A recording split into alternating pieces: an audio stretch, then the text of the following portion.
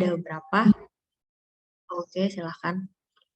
Peran struktural profesi K3, yang pertama statistical record keeping.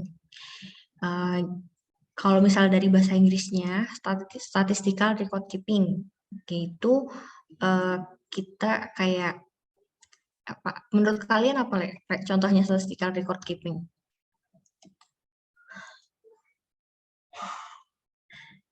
Kalau dari statistik nih, berarti kita kan record statistik, secara statistiknya orang ketiga nih bikin catatan mengenai statistikal, misalnya kalau misalnya ada kegiatan, ada kejadian statistikal, aksiden kah, kecelakaan kan, terkait dengan ketiga tuh kecelakaan. Habis itu kalau enggak dari ke misalnya program-program dia ngapain aja, apakah dia udah berjalan dengan lancar atau enggak, itu ntar ada KPI-nya, atau kayak misalnya key performance indicator, dia ada indikatornya kayak gitu. Terus yang kedua, desainer.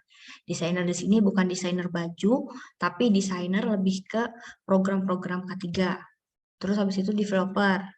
Di program yang situ sudah ada, dikembangkan, disesuaikan dengan kondisi di tempat kerja tersebut. Terus evaluator, tadi benar ada yang mengevaluasi, dan organizer, yaitu pelaksana gitu. Terus ini kan struktural.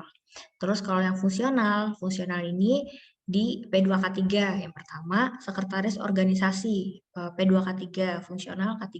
Terus yang kedua sebagai staf ahli di bidang K3. Jadi ada departemen K3 kantor, jadi staf ahli tersebut di bidang K3.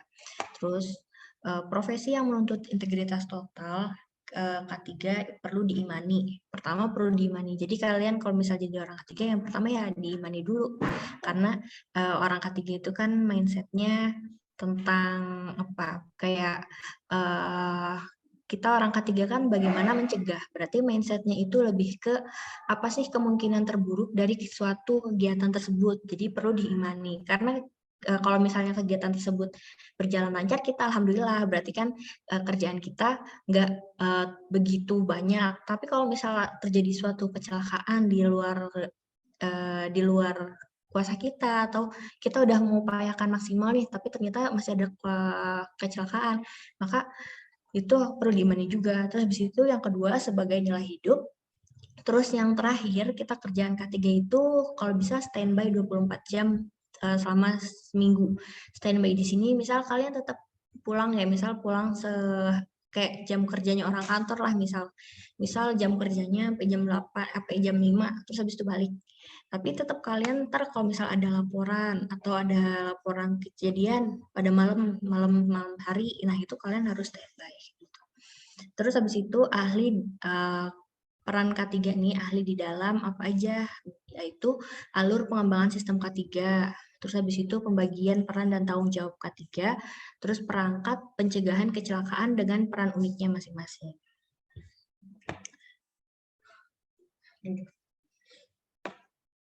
Terus ini ada kelemahan dan ada tantangan. Kalau misalnya di sini tulisannya kelemahan terbanyak orang K3 ini, yang pertama tidak mengenal medan. Jadi kalau misalnya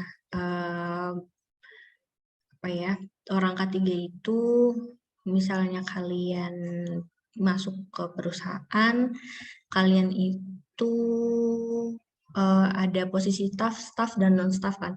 Jadi kalau misalnya kalian staff nih, kita tahu dulu nih kalian sebagai masuk K3 nih pasti mau kayak secara nggak langsung kalian tuh kan ntar sebagai perantara antara manajemen dengan pekerja ya, maka kalian itu bukan sebagai atasannya pekerja, tapi kalian tuh jadi kayak fasilitator kayak gitu. Terus habis itu kita kudu paham juga bahasa bisnis. Misalnya bisnis di konstruksi ya, kita minimal ngerti sedikit-sedikit, belajar sama anak-anak teknik tentang bahasa konstruksi kayak gimana. Terus kalau misalnya bisnisnya terkait dengan manufaktur ya kita juga belajar gitu. Terus tidak menguasai proses bisnis. Ini juga banyak nih, karena pure orang K3, misal kalian pure orang K3 nih. Nah, pas masuk tempat kerja, yang perlu dipelajari itu adalah proses kerja, proses bisnisnya. Karena kalau misal kita nggak tahu proses bisnisnya, gimana kita mau melakukan identifikasi bahaya, kayak gitu. Terus tantangan sebagai seorang K3 nih. Yang pertama ada support dari departemennya. Jadi tergantung kalian K3-nya itu nanti kalau misalnya di struktur organisasi, kalian K3-nya itu dimasuk mana? Apakah dapat dukungan penuh dari kayak top manajemen atau direktur atau tidak? Terus kadang-kadang juga K3 itu ada hanya untuk memenuhi legal. Jadi kalau misalnya di audit, kayak misalnya di rumah sakit misalnya kayak gitu ya. Di rumah sakit K3-nya itu ada doang, tapi pas adanya kapan? Ya pas kayak misalnya pas mau akreditasi atau selama ini K3-nya belum dijalankan secara maksimal seperti kayak di industri kayak gitu karena beda peraturannya itu. Terus untuk nama-nama posisinya ini banyak nih. Kalau misalnya kalian cari kerja namanya bisa ini spesialis OSH spesialis, safety engineer, konsultan, safety manager, risk manager, ini bisa dimasukin. Tapi kebanyakan nih safety officer, kebanyakan sih orang-orang nyarinya kerjanya safety officer. Kalau misalnya di lowongan tulisannya kayak gini, oh berarti ini tentang K3 nih, bisa dibaca. Terus habis itu tugas personel K3 pada umumnya. Yang pertama, hazard recognition. Itu mengenali bahaya di suatu tempat kerja. Jadi, kita mengenali bahaya di tempat kerja. Contoh, kalian sekarang lagi kuliah ya, kan kuliahnya daring. Kira-kira bahaya kuliah daring itu apa kalau misal lama-lama? Kuliah daring selama 8 jam. Mudah lelah. Mata mudah lelah. Mata. Apa? Apaan tadi? Badan terasa pegel. Badan terasa pegel, mata lelah, terus apa lagi? Pusing. Pusing, ya. Berarti kan kita minimal udah bisa mengenali hazard dari kegiatan kuliah daring pada hari ini, itu contohnya. Terus yang kedua, inspeksi atau audit. Menurut kalian inspeksi itu ngapain sih? Yang kedua nih, yang inspeksi nih. Inspeksi itu ngapain menurut kalian? Pengawasan. Pengawasan, bisa. Ada lagi selain itu? Ada lagi selain pengawasan? Memberi arahan. Pengecekan, Bu. Pengecekan, betul. Memberi arahan, kalau memberi arahan mungkin nanti lebih ke training. Jadi kalau inspeksi itu kita kayak ngecek, misalnya kalian pernah dengar kalimat sidak nggak sih? Sidak, inspeksi dadakan. Nah, sidak itu, jadi kalau misalnya di tempat kerja ya, misalnya ada inspeksi, berarti artinya kalian harus mengecek apakah pekerjaan di tempat kerja tersebut itu udah sesuai dengan prosedur yang kalian bikin atau belum. K3-nya udah sesuai belum diterapkan sama pekerja tersebut. Itu inspeksi.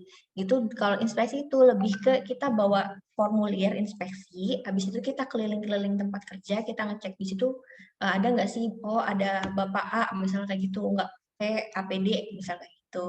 Terus kalau misalnya itu inspeksi. Kalau audit lebih ke kayak pengecekan tapi dia pengecekannya nggak cuman penerapan di tempat kerja toh, dia pengecekannya ke dokumen-dokumen. Sudahkah orang K3 ini mendokumentasikan kegiatan-kegiatan tersebut dari laporan, dari SOP, terus atau dari misalnya dari ada nggak notulensinya, fotonya kayak gitu. Terus yang ini misalnya kita kanan kiri aja ya. Terus training, udah jelas ya training ya. Kira-kira orang K3 ini ngasih training apa aja Re, di tempat kerja? Ada yang pernah dengar atau tahu? Pengen beri pendapat? Orang K3 itu ngasih training apa sih di tempat kerja? Tentang macam-macam bahaya di tempat kerja. Ya, boleh tentang macam-macam bahaya. Terus ada apa lagi? Penghimbauan. Penghimbauan apa, Rafli?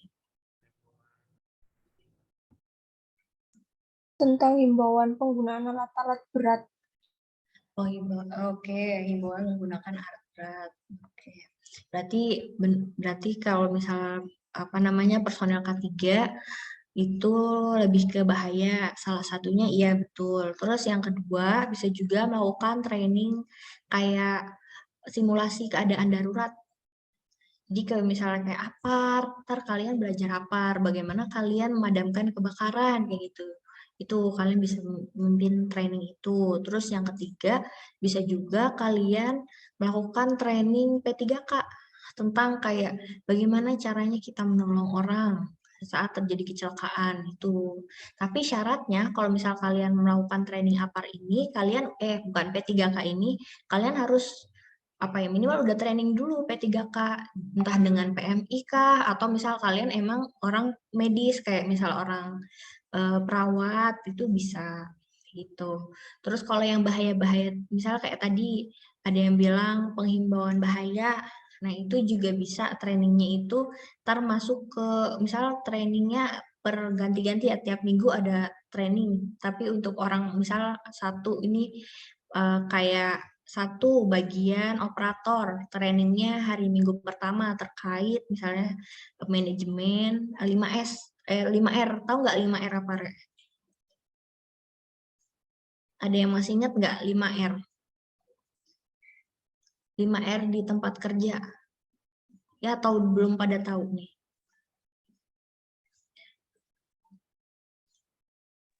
Reduce, reuse, recycle. Itu bisa, tapi konteksnya kalau misalnya reduce, reuse, recycle itu lebih ke pengolahan limbah. Kalau 5S ini kayak rajin, rapi. Ingat nggak sih? Kayak kalau misalnya S itu seri, terus habis itu apa lagi itu? Pokoknya 5R. Rajin, rapi, terus habis itu rawat, terus apa lagi? Ringkas, Ringkas, habis itu bersih. Resi. Nah, itu benar. Itu salah satu programnya K3 di tempat kerja. Jadi, mempromosikan 5R. Itu bisa. Tuh, terus habis itu yang keempat. Yang keempat. Accident dan Incident Investigation. Jadi, kita juga bisa melakukan investigasi pada saat kejadian kecelakaan ataupun kejadian insiden. Terus yang kelima, ada Fire Protection. Kita melakukan kayak memberikan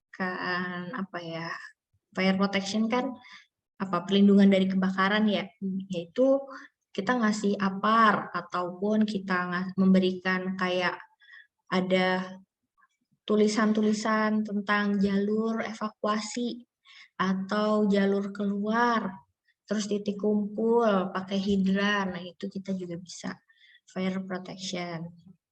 Terus yang keenam, regulatory compliance. Jadi menyesuaikan dengan peraturan yang berlaku. Jadi kalau misalnya ada peraturan baru terkait dengan K3, nah kita menyesuaikan. Terus habis itu advising management. Kita juga memanage lebih ke kayak fasilitator gitu. Terus habis itu health hazard control, mengendalikan hazard. Terus record keeping dan evaluating. Jadi menyimpan menyimpan kayak dokumen-dokumen dan kita evaluasikan. Terus ergonomik. Udah sempat disinggung ergonomi belum? Ergonomi itu apa? Belum. Belum ya? Ergonomi itu salah satu ilmu K3 juga, tapi dia berhubungan dengan kayak tempat kerja dengan posisi tubuh kita, antropometri tubuh manusia, kesesuaian antara tempat kerja, desain kerja, ataupun kalau misalnya alat kerja dengan postur tubuh manusia, itu ergonomi. Terus yang selanjutnya adalah emergency response, yaitu terkait dengan kayak tadi misalnya ada simulasi emergency response, diadakan simulasi kejadian darurat misal kebakaran, atau simulasi misalnya kalau bisa dia dekat pantai simulasi tsunami dan lain sebagainya. Terus hazardous material management, ini yang 4R yang reduce, reuse, recycle, ini tentang material berbahaya. Ini manajemen material berbahaya. Terus managing safety program K3, terus product safety, produknya K3, environmental protection, selain kita memprotek pekerja, kita juga kalau bisa ya memperhatikan juga lingkungan kerja kita. Jadi jangan sampai kita bekerja ini tapi lingkungan kita tercemar kayak gitu. Terus security, mengamankan juga, salah satu tugas K3 itu mengamankan kalau misalnya saat terjadi kejadian yang tidak diinginkan, baik itu kejadian bencana alam atau kejadian kecelakaan. Jadi kalau misalnya ada kejadian kecelakaan, minimal itu dulu tuh dikasih garis kuning. Kalau misal kayak yang di kecelakaan pinggir-pinggir jalan, kasih garis kayak apa namanya, garis kuning yang tidak boleh melewat kayak gitu, kasih kayak gitu. Terus workers compensation. Sama yang terakhir adalah planning, lakukan perencanaan. Terus nih berdasarkan data nih. Tapi ternyata ada deh. Berdasarkan data nih orang K3 biasanya bekerja di mana aja? Nih ada 38,3% ini di manufaktur. Manufaktur itu warnanya apa nih? Warna orange. Terus habis itu 18,8 di insurance dan finance, ini keuangan. Terus 10% di profesional, statistik. Terus 8,8% di public and government. Jadi kayak di BUMN itu bisa, habis itu kayak di dinas-dinas juga bisa, sama kayak di publik ya, kayak misalnya di apalagi tuh di tempat di mall juga bisa. Terus di konstruksi ada, di mining ada, utility ada. Terus ini sekarang kita mulai ke materi hari ini. Peran dan tanggung jawab struktural personel K3. Statistik, keeper, desainer, developer, evaluator, dan organizer. Ini perannya, statistik keeper. Statistik keeper ini dikelola dengan, jadi ada yang dicatat itu apa aja. Misalnya notifikasi insiden. Terus abis itu di situ ada insiden, abis itu kayak misal kalau ada kejadian kecelakaan kita bikin laporan misal kecelakaan ini terjadi pada hari ini, kronologisnya apa, terus abis itu misalnya ada korbannya siapa, kalau misalnya tersangkanya siapa, terus nanti kebijakannya apa. Terus habis itu yang selanjutnya emergency response, terus simulasi, misal kayak simulasi atau kalau misal terjadi keadaan darurat, sudah diberikan apa aja. Kalau misal kayak misalnya dia kecelakaan pinggir jalan nih, kalian orang K3 udah pernah kayak latihan P3K melakukan apa? Kayak bantuan hidup dasar. Nah, itu kalian bisa nanti kan bisa melakukan bantuan hidup dasar dulu, terus habis itu kalian telepon ambulan, terus kalian laporan saya sudah memberikan bantuan hidup dasar, terus kondisi pasien bla bla bla bla kayak gitu.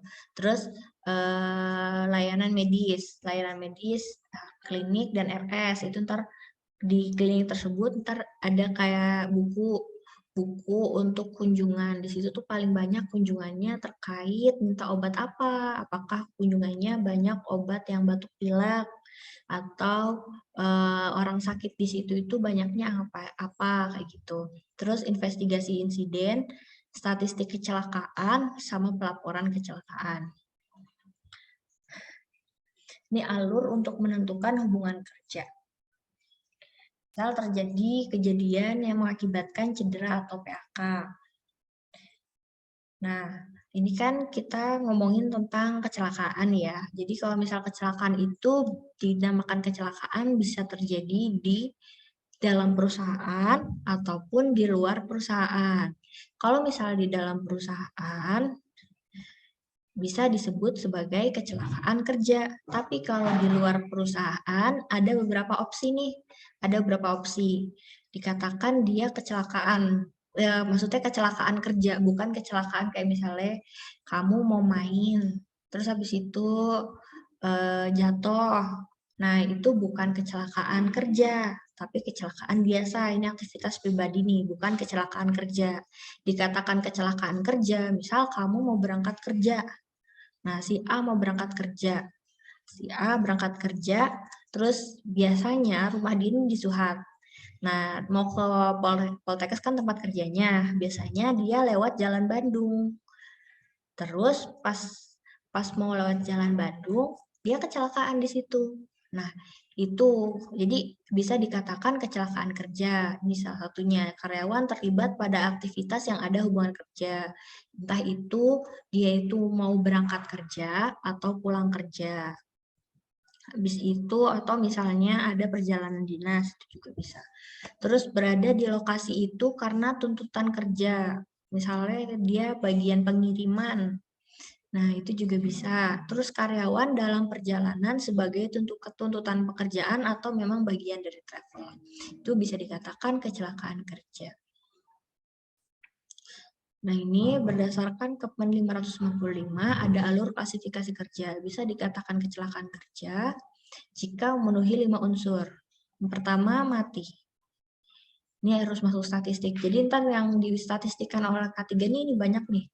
Mulai dari kejadian kecelakaan, dia yang mati siapa, sakit siapa, terus dia cedera dengan beberapa kondisi, tidak bisa kerja 1 hari atau lebih, tidak mampu melakukan tugas semula, cedera, terus cacat tetap, terus ada P3K. Kalau P3K tidak masuk statistik, misal kalian bukan kalian ya, misal si Fulan lagi dia kerjanya jadi koki kan, jadi koki nih, terus pas dia lagi masak ternyata kebeler tangannya atau tangannya terkena pisau.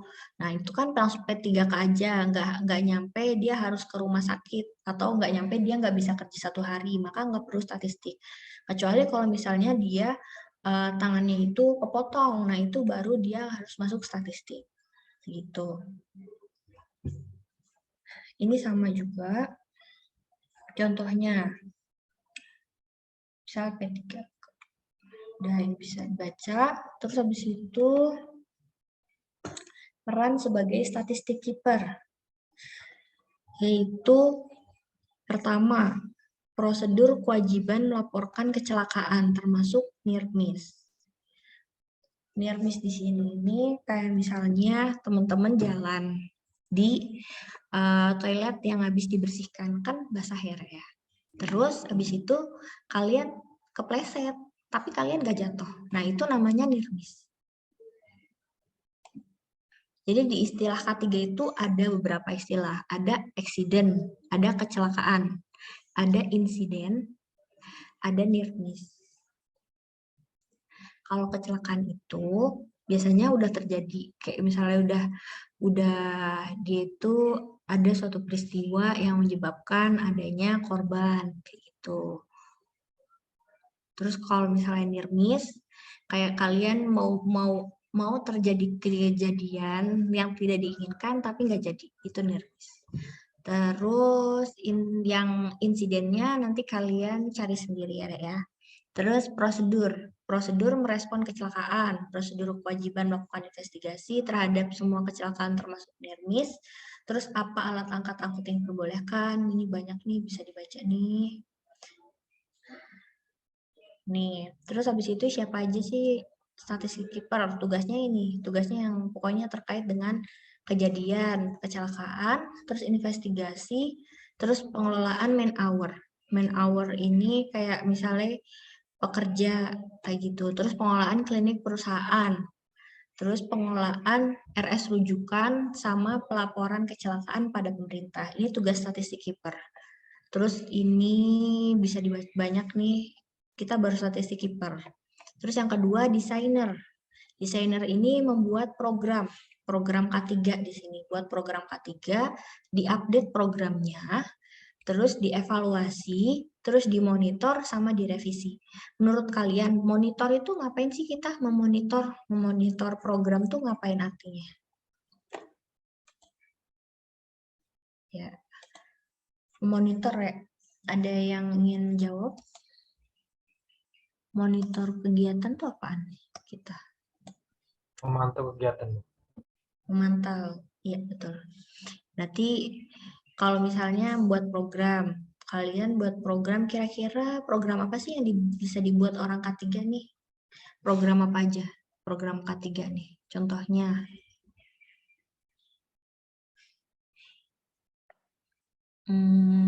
Program apa ya? Program apa, Rafli? Persiapan sebelum memulai bekerja. Oh iya, bisa. Misalnya programnya adalah mempersiapkan sebelum bekerja. Nah, itu habis itu kita mengupdate, menyesuaikan. Misalnya mempersiapkannya itu nggak cuma dalam bidang K3 diingatkannya. Misal hari itu ada apa ya, ada target apa kayak gitu, ntar diupdate. Update-nya update informasi juga sekaligus update program kalau misalnya situ butuh program. Terus habis itu dievaluasi programnya, apakah berjalan setiap hari ataukah tidak. Habis itu dimonitor, habis itu direvisi kalau misalnya ada misalnya ada kurangnya atau dia nggak jalan di beberapa tempat ini nggak jalan, tapi di tempat ini jalan, maka perlu direvisi apa yang harus dilakukan. Terus desainer, ini beberapa program K3 nih. Induction itu tadi pengarahan. Induction itu diberikan kepada semua orang yang mau masuk ke tempat kerja. Jadi kalau misal kalian kunjungan ke industri, biasanya kalian akan dilakukan induksi. Induksi di sini kayak pemaparan di tempat kerja tersebut, bahayanya apa. Ntar kalau misalnya kalian harus wajib pakai APD apa, misalnya di tempat produksi harus wajib pakai APD, misalnya topi, sepatu safety, habis itu rompi, dan lain sebagainya. Terus habis itu ada IBPR. Ini BPR sih apa nih bedanya? Oh, ini yang wajib ya, induksi, terus ada SOP, bikin training juga. Terus ini opsional. Ada IBPR, safety meeting, JSA, ini kayak pengembangannya, JSA, inspeksi.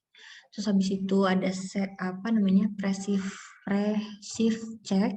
Terus ada safety talk, habis itu ini safety talk tadi persiapan sebelum bekerja. Terus observasi, inspeksi, darurat, sama investigasi. Terus yang terakhir ada emergency drill. Jadi kalau emergency drill itu simulasi kejadian yang tidak terduga.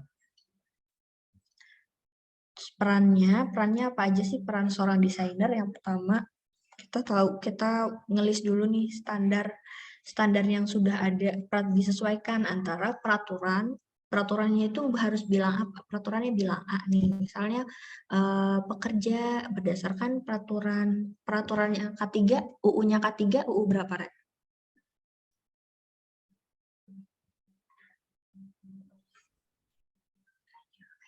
UU nomor 1 tahun 1970.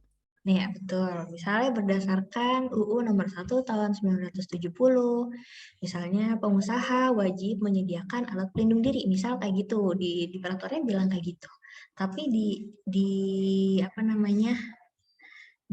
aplikasinya apa sudah ada belum? Jadi kalian menyesuaikan standar apa yang harusnya ada, tapi ternyata belum ada, kayak gitu. Dilihat dari acuannya itu bisa dari UU, bisa dari juga misalnya kayak kementerian bikin panduan, nah itu juga bisa. Terus program apa yang sudah ada tapi perlu disempurnakan atau diupdate. Jadi kita fungsinya melakukan evaluasi. Terus program apa yang sudah ada tapi belum berjalan penuh. Terus program apa yang sudah jenuh. Nah ini kira-kira di perusahaan tersebut tuh udah melakukan program apa aja sih? Misalnya program A. Tapi dia udah lama nih, kira-kira pekerjanya itu udah manut lah sama program K3 tersebut. Terus kira-kira perlu diupdate berupa apa kayak gitu, ataukah perlu diganti dengan program yang apa gitu. Terus komite apa yang harusnya ada tapi belum ada, terus what's new. Ini juga bisa peran desainer. Ini bisa dibaca siapa aja yang bisa menjadi desainer.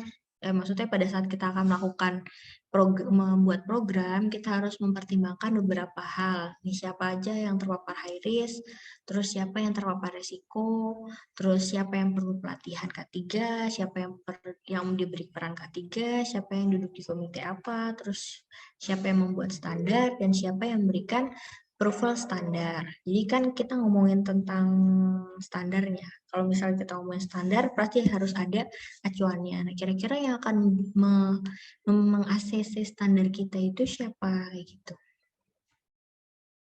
Terus selanjutnya adalah contoh. Ini ada beberapa contoh mendesain program investigasi.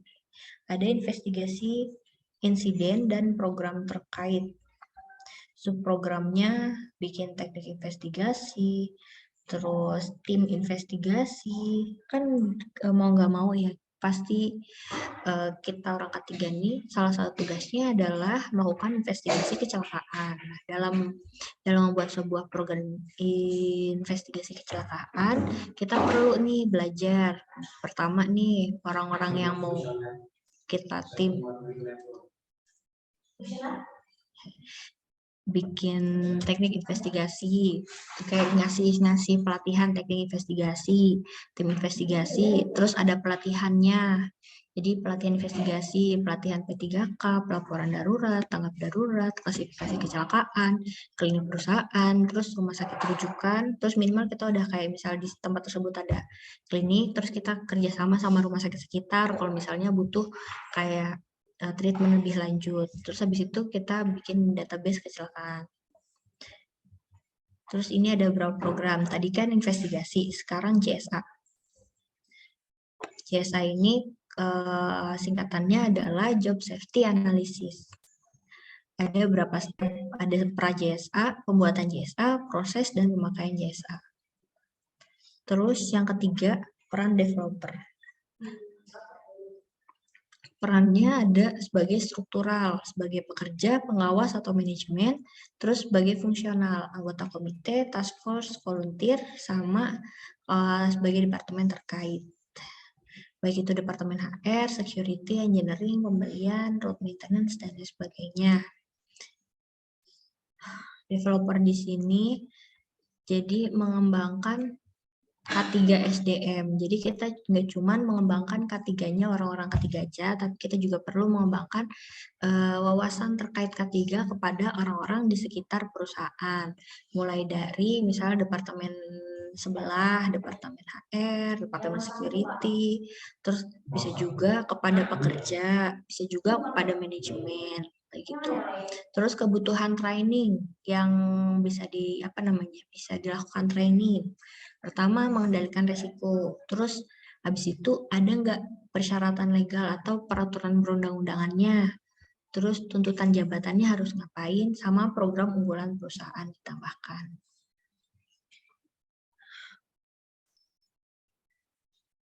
Tuh, sebelum kita menentukan siapa yang harus dikasih, misal pelatihan.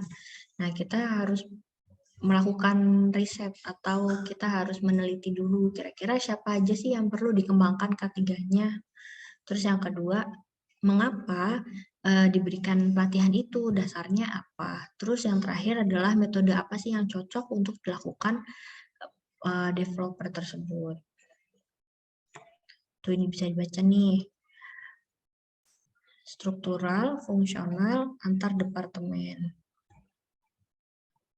Terus kalau misalnya struktural, kayak misalnya di sini karyawan junior, helper, maka bisa dilakukan sebagai first aider, bisa melakukan pelatihan P3K gitu, atau pemadam kebakaran gitu. Terus ini juga sama, peran dan tanggung jawab K3 antar departemen. Terus ini contoh pada saat kita akan melakukan pelatihan. Dilihat dari HIRA atau JSA. Banyak nih. Kira-kira nih dari kita bikin mind map dulu nih sebelumnya. Basicnya kan kita dari HIRA atau kita identifikasi bahaya dulu. Nanti baru kita bikin rekomendasi program. Habis itu bisa juga kita jadi JSA. Setelah itu, misal dari JSA ada di akhirnya kita buatlah SAP atau kegiatan terkait penyuluhan. JSA, inspeksi, hazard, kayak gitu. Bisa dibaca nih personal kontak, investigasi, sama passive checklist. Ini ada. Terus habis itu bisa juga kita melakukan training. Tuh pokoknya kalau yang ini nih ada train asesor. Kalau misal asesor dengan program induksi, bisa juga training pada saat pelatihan risiko kritis. Ini banyak yang bisa kita lakukan, tapi biasanya dasarnya dari sini. Dari HIRA, dilihat dulu resikonya apa aja. Di sini lihat ada resiko, maka kita menetapkan beberapa kegiatan dari induksi, pelatihan dasar, pelatihan K3 pengawas, pelatihan pengendali risiko kritis, pelatihan tahap darurat, dan pelatihan peran K3 fungsional. Terus yang keempat ada evaluator. Nah, evaluator ini kegiatannya adalah memonitor, inspeksi, observasi, investigasi, pemenuhan peraturan, audit, kayak tadi udah disebutin di awal, terus evaluasi administrasi, dan tinjauan manajemen. Salah satu kegiatannya dengan melakukan passive check. Jadi kayak tadi, misal kayak Rafli bilang tadi tuh sebelumnya, kayak memberikan himbauan sebelum pekerjaan. Nah, ini juga bisa dilakukan dengan melakukan passive check. Cek dulu. Jadi pekerjaannya dikasih checklist misalnya kayak gitu untuk pengecekan alat, apakah alatnya udah siap atau belum, atau bahannya udah siap atau belum, ataukah ada yang rusak atau tidak. Kayak gitu passive check. Terus monitoring, monitor. Terus yang terakhir adalah organizer. Mengorganisasi kegiatan K3, mulai dari jenis kegiatan K3, siapa yang terlibat, siapa yang bertanggung jawab, dan tempatnya di mana, serta waktunya kapan, lalu sepanjang tahun. Organizer ini bisa sifatnya bulanan, bisa sifatnya kuartal misalnya 3 bulan sekali atau 2 bulan sekali. Terus bisa juga sifatnya semesteran yang ini. Terus yang terakhir ada tahunan. Ini kita bikin rundown. Kalau misal kalian pernah ikut OSIS kan pasti ada rundownnya ya. Bikin schedule, misal tanggal segini, bulan segini, jam segini kita melakukan kegiatan apa. Misal sampai sini dulu. Terus ntar tapi biasanya tuh tanggal, habis itu kegiatan, bulan lah misalnya bulan kegiatan, terus habis itu siapa yang attendance, siapa yang akan kayak targetnya itu dikasih ke siapa gitu. Ini contohnya. Nah, kalau tadi peran struktural, sekarang peran strategis. Sebagai sekretaris semua organisasi K3. Contoh K3 fungsional. K3 itu bisa di mana aja. Kalau fungsional misalnya ada kepala teknik tambang. Ini kalau di ketambangan ya, pertambangan kita ngomongin pertambangan. Ini kepala teknik tambang atau KTT. Terus komite keselamatan pertambangan manajemen. Terus ada SMKP, task force SMKP. Kayak di itu tim suksesnya kalau misalnya audit sistem manajemen keselamatan pertambangan, terus task force HIRA RC, terus internal investigation committee sama crisis management team. Ini ada contoh struktur organisasi, baik itu di manajemen safety steering committee atau departemen safety steering committee. Terus ini ada kayak tim sesnya ini siapa aja, ketuanya siapa, wakilnya siapa, sekretaris sudah jelas orang ketiga nih. Terus habis itu dari anggotanya siapa aja, jabatannya berapa, jabatannya apa, handphone, alamat, dan keterangan. Itu ini ada contoh-contohnya.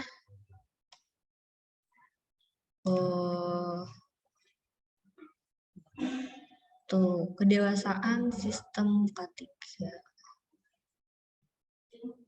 Oke. Kedewasaan sistem K3 di sini maksudnya adalah kayak perkembangan K3 nih, awal-awal pada saat orang-orang tersebut belum kenal K3. Orang K3 tersebut pasti menganggap bahwa K3 itu sebagai beban.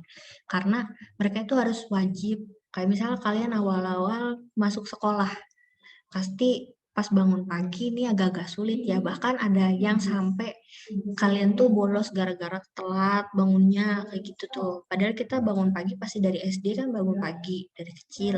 Nah, itu awalnya menjadi beban. Terus lama kelamaan kita menganggap dia sebagai hanya tuntutan.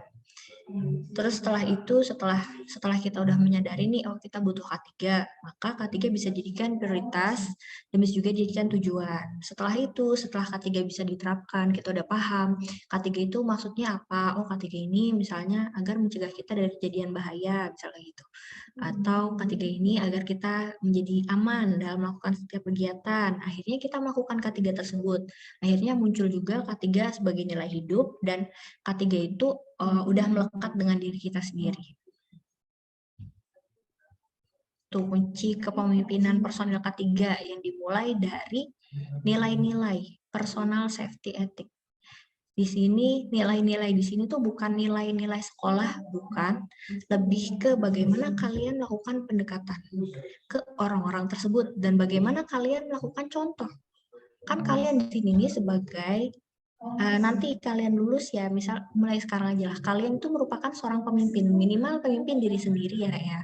Kalian sebagai pemimpin pasti akan bertanggung jawab atas apa yang dipimpin. Maka kalian itu kalau bisa ngasih contoh yang baik kepada seorang misal pekerja, kalau kalian jadi pekerja, biar pekerja tersebut itu kalau misalnya mau lihat contohnya ya lihat di kalian. Jangan kalian cuma woro-woro, nguarok toh, maksudnya woro-woro aja, tapi kalian nggak ngelakuin kegiatan tersebut, maka susah. Terus habis itu how to lead style, bagaimana kalian cara kepemimpinan. Terus yang kedua adalah pengaruh, yang terakhir adalah perilaku. Ketika sudah dia udah melekat di diri kalian sendiri itu. HSE departemen atau sentralisasi. Posisi nomor ini contohnya. Contoh dari ini yang maksudnya kalau HSE dapat kayak dia itu sokongan dari komite atau dari, jadi HSE-nya bisa masuk di sini. Jadi dia dapat dukungan dari top management. Terus pembagian.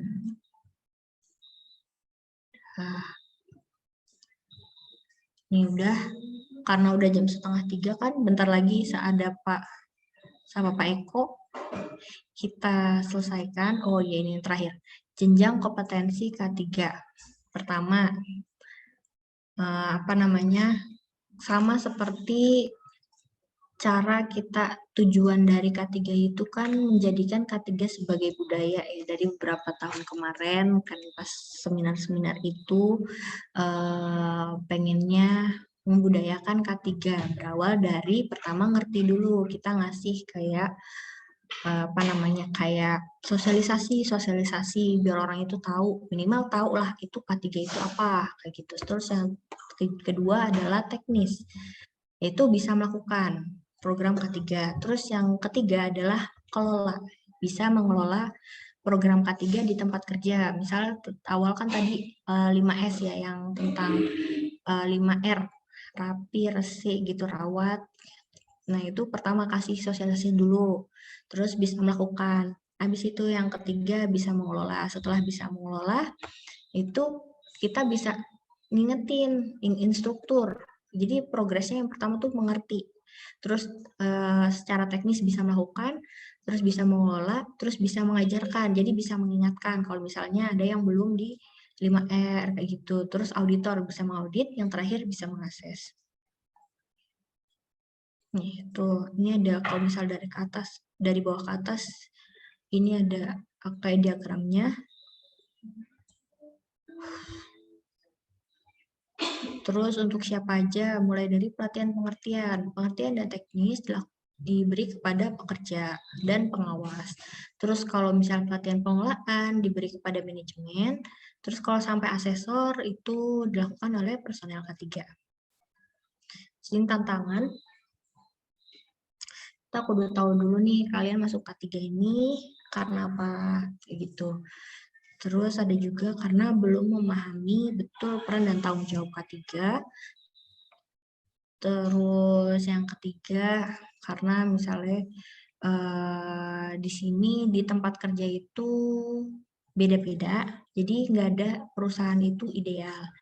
Misalnya ideal kalian dengan idealnya perusahaan berbeda, maka perlu dipahami. Kita nggak bisa memaksakan, misal kita udah bikin program A, udah mengajukan program A, tapi duitnya melebihi kemampuan perusahaan, maka kita harus ya mengikuti kemampuan perusahaan tersebut. Terus K3 itu adalah departemen support, terus penguasaan perangkat pencegahan kecelakaan lemah, tidak punya keterampilan membuat proposal, integritas rendah, takut capek, tidak bisa netral, terus kemampuan komunikasi rendah dan jaringannya sempit. Tuh, ini kesimpulan di mana peluang karir K3 ini masih luas. Jadi kan teman-teman beberapa TM yang lalu sempat tak tanya, kalian tuh mau masuk K3 katanya karena peluang karir masih luas. Ya betul. Terus habis itu tantangannya juga besar.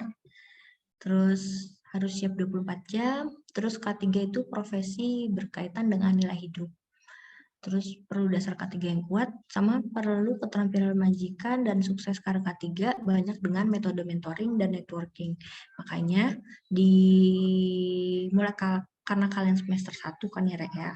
Nah, kalian perlu memperbanyak networking.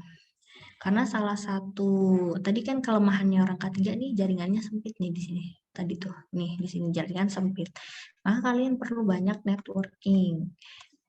Mau apa namanya, nggak cuma orang K3 aja, di mana-mana nih kalau misalnya kita punya banyak teman, pasti kalau misalnya ada kesulitan, kita akan dibantu.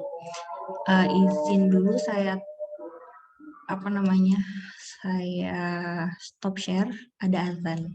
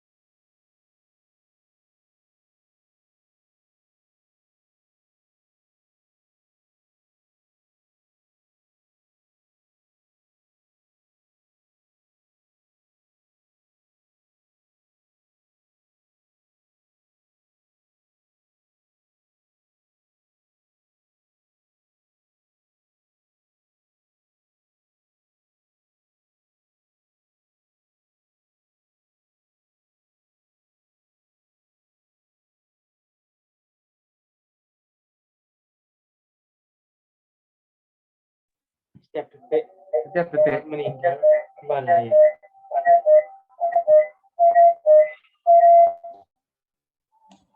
Tuh Rizky tuh minta tolong matiin. Nah, yang udah, iya nggak apa-apa.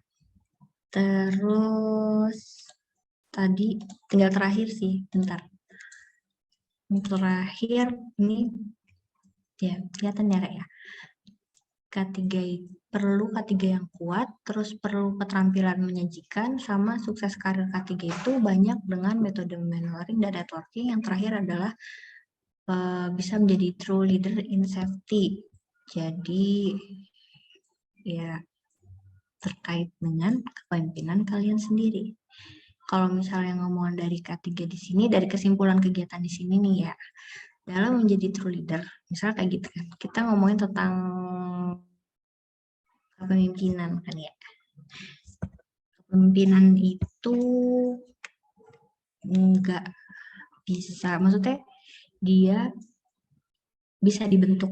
Jadi kalian misalnya sekarang rasanya saya belum punya jiwa kepemimpinan, tapi kalian bisa diasah lewat misalnya ikut kegiatan-kegiatan kayak gitu tuh bisa. Terus bisa juga menjadi ikut organisasi-organisasi, itu juga bisa.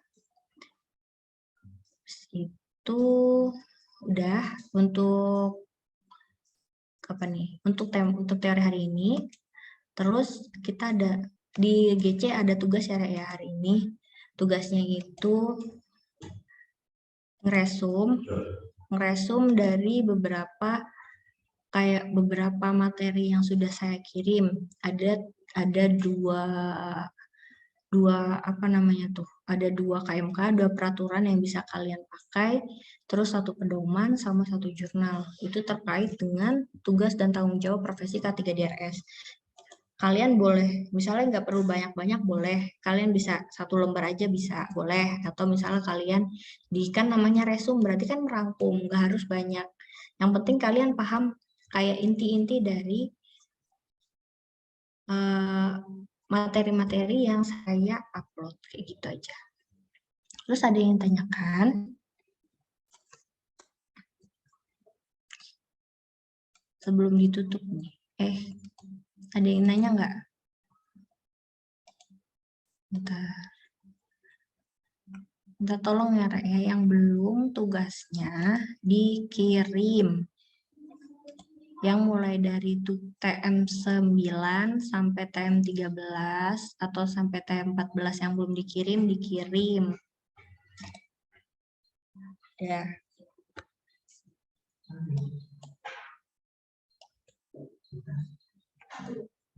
Aku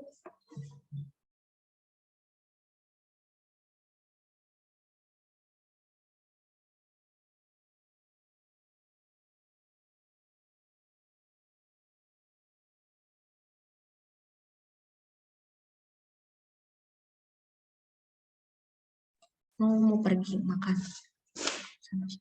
Hati-hati. Oke. Udah, ada yang tanyakan nggak? Kalau nggak ada, kita absen dulu sebelum tutup. Dari tadi stagnan 70 ya, nggak ada yang naik. Oh, baru mau di absen udah naik, baru masuk nih. Ini baru datang apa enggak nih? Kalau misalnya baru datang ya mohon maaf, berarti dia telat nggak ikut ya. Pokoknya stop di 71 orang ini, minta tolong PJ-nya di screenshot. Ntar sisanya berarti nggak masuk tanpa keterangan. Ibu mohon izin. Apa? Barusan Rangga HP-nya error, baru masuk lagi, baru join lagi. Oke, baik. Memang Verta dari tadi ikut. Ini yang Verta Sakti itu Rangga. Verta Sakti itu Rangga, Bu. Oh, oke. Ya wis, nggak apa-apa. Oke. Ya, pokoknya 71 ya, Rek ya. Ntar yang sisanya yang nggak masuk, ini ada berapa orang? 73 Bu, mahasiswanya.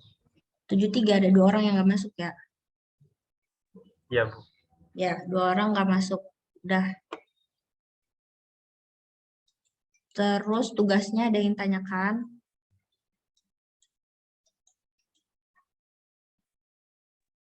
Itu tugasnya diketik apa ditulis tangan, Bu? Ketik aja. Tapi jangan kopas-kopas dari temennya. Iya, terima kasih. Sama-sama.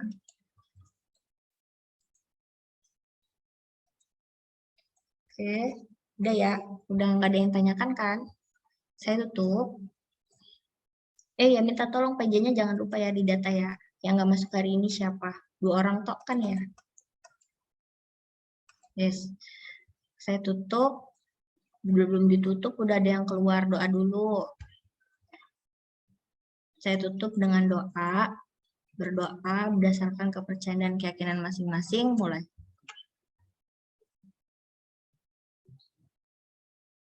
Selesai. Terima kasih banyak atas kehadirannya. Jangan lupa yang belum ngumpulin tugas, kumpulin tugasnya. Kalau nggak mau nilainya 0. Ya, terus. Oh iya, saya dapat titipan. Bukan dapat titipan sih, udah diceritain sama dosen-dosen. Kalian tuh kalau bisa jaga sikapnya. Kalau misal wayangnya kuliah ya kuliah. Jangan disambi. Nah, kan kalian tuh kan udah mulai dewasa ya, Rek ya. Salah satu cerminan kalian menghargai diri kalian sendiri itu adalah dengan kalian menghargai orang lain. Kayak gitu. Jadi, kalau kalian mau dihargai orang lain, coba hargai kalian itu hargai dulu orang lainnya kayak gitu. Ya. Terus saya mohon maaf kalau banyak salah kata dan perbuatan. Assalamualaikum warahmatullahi wabarakatuh. Waalaikumsalam warahmatullahi wabarakatuh. Waalaikumsalam warahmatullahi wabarakatuh. Terima kasih. Terima kasih banyak Bu. Pak Eko. Jangan keluar, Rek. Jangan keluar, Rek.